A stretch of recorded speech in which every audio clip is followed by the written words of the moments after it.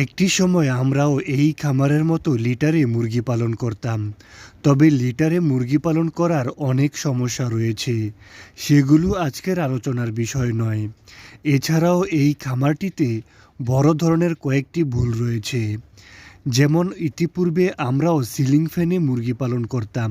তবে ceiling fan কখনো গরম বাতাসকে ঠান্ডা বাতাসে রূপান্তর করতে পারে না।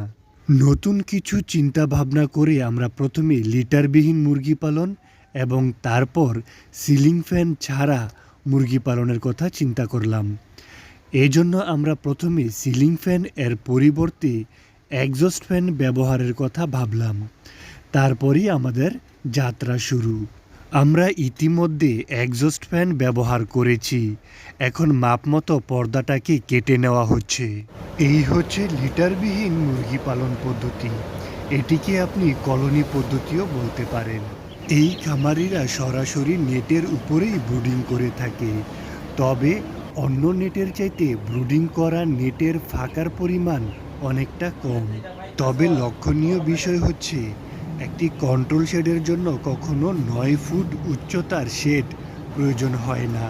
তাই এখন উচ্চতা কমানো প্রয়োজন। এভাবেই উপরে একটি অস্থায়ী সিলিং করে উচ্চতা কমিয়ে দেওয়া হচ্ছে। এতে করে এক্সস্ট ফ্যানগুলো অনেক বেশি কার্যকরী ভূমিকা পালন করতে পারবে। এছাড়াও সিলিং কিন্তু অনেক উপকারী।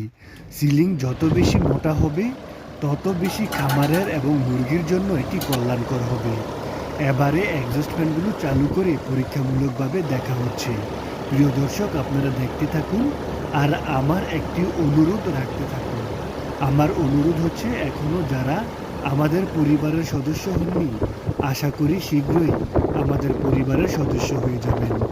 যারা পেজ থেকে ভিডিওটি দেখছেন তারা পেজটিকে ফলো দিয়ে আমাদের পরিবারের সদস্য হয়ে যান।